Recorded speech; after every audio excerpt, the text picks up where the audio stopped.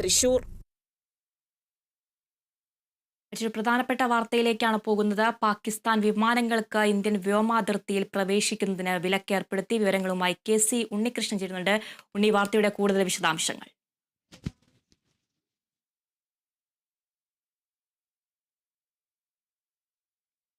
വിമാനത്തിലേക്ക് India എത്തിയിരിക്കുന്നു.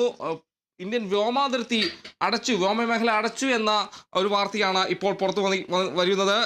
പാകിസ്ഥാൻ വിമാനങ്ങൾക്ക് Indian വ്യോമാതിർത്തിയിൽ പ്രവേശിക്കുന്നതിന് അനുമതിയില്ല എന്നതാണ് ഏറ്റവും പ്രധാനപ്പെട്ട കാര്യമായി ഈ ഘട്ടത്തിൽ പറയാനുള്ളത്. എന്തായാലും വളരെ നിർണായകമായ ഒരു നടപടി ഉണ്ടായിരിക്കുന്നു, അല്ലെങ്കിൽ ഒരു കടുത്ത നടപടി ഉണ്ടായിരിക്കുന്നു എന്നതാണ് പറയാൻ കഴിയുന്നത്. എന്തായാലും തീരുമാനം എന്ന് പറയുന്നത് പാക് വ്യോമാതിർത്തി അടച്ചിരിക്കുകയാണ് ഇന്ത്യ എന്നുള്ളതാണ്. സൈനിക വിമാനങ്ങൾക്ക് അനുമതിയില്ല എന്നതാണ് ഏറ്റവും പ്രധാനപ്പെട്ട ഒരു കാര്യമായി എടുത്തു പറയേണ്ടത്. എന്തായാലും വ്യോമമേഖലയിൽ പ്രവേശനത്തിന് വിലക്കേർപ്പെടുത്തിയിരിക്കുന്നു. പാകിസ്ഥാനിൽ നിന്നെത്തുന്ന വിമാനങ്ങൾക്ക് വിലക്കേർപ്പെടുത്തിയിരിക്കുന്നു. അതോടൊപ്പം തന്നെ മറ്റ് വിമാന സർവീസുകൾക്ക്, അതായത് പാകിസ്ഥാൻ വ്യോമാതിർത്തി വഴി വരുന്ന വിമാനങ്ങൾക്ക് ഇത് ബാധകമല്ല എന്നൊരു കാര്യമാണ്. വ്യോമമേഖലയിൽ പ്രവേശനത്തിന് നിലവിൽ വിലക്കുള്ളത് പാകിസ്ഥാനിൽ നിന്ന് വരുന്ന വിമാനങ്ങൾക്കാണ്. അതേസമയം പാക് വഴി എത്തുന്ന വിദേശ വിമാനങ്ങൾക്ക് ഈ വിലക്കില്ല എന്നതാണ് എടുത്തു പറയേണ്ട ഒരു കാര്യം. നിലവിൽ വിലക്കേർപ്പെടുത്തിയിരിക്കുന്നത് സൈനിക വിമാനങ്ങൾക്കാണ്. പാകിസ്ഥാനിൽ നിന്നുള്ള സൈനിക വിമാനങ്ങൾക്കാണ് ഇന്ത്യൻ വ്യോമമേഖലയിൽ വിലക്കേർപ്പെടുത്തിയിരിക്കുന്നത്. എന്തായാലും ഒരു കടുത്ത നടപടി തന്നെ ഇന്ത്യയുടെ ഭാഗത്തു നിന്നുണ്ടായി എന്നതാണ് എടുത്തു പറയേണ്ട കാര്യം. നേരത്തെ ഈ ആദ്യത്തെ സുരക്ഷാ കാര്യസമിതി യോഗം ചേർന്നതിന് പിന്നാലെ സുപ്രധാനമായ നയതന്ത്ര തീരുമാനത്തിലടക്കം നിർണായകമായ ഒരു നടപടി പാകിസ്ഥാനെതിരെ ഇന്ത്യ സ്വീകരിച്ചിരുന്നു. എന്തായാലും ഇന്ന് നിർണായകമായ രണ്ടാമത്തെ സുരക്ഷാ കാര്യസമിതി യോഗം രാവിലെ ചേർന്നിരുന്നു.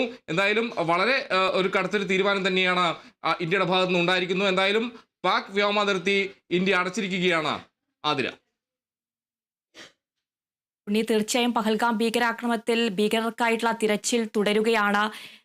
ജീവനോടെ തന്നെ ഈ ഭീകരരെ ആവശ്യമുണ്ടെന്നാണ് പോലീസിനടക്കം നിർദ്ദേശം നൽകിയിരിക്കുന്നത്. അതിനിടെയാണ് പാകിസ്ഥാനെതിരെ വീണ്ടും കടുത്ത നിർണായക നീക്കങ്ങളുമായി ഇന്ത്യ എത്തിയിരിക്കുന്നത്.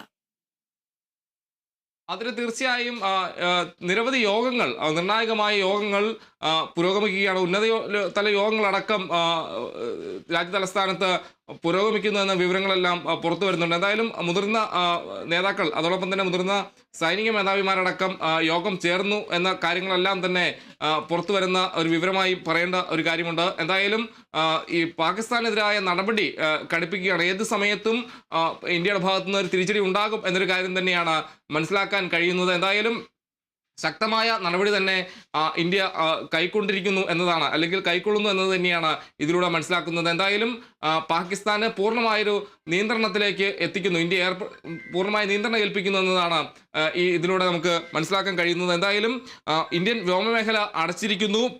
സൈനിക വിമാനങ്ങൾക്ക്, പാകിസ്ഥാനിൽ നിന്നുള്ള സൈനിക വിമാനങ്ങൾക്ക് അനുമതിയില്ല എന്നതാണ് പ്രധാനമായും പറയേണ്ടത്.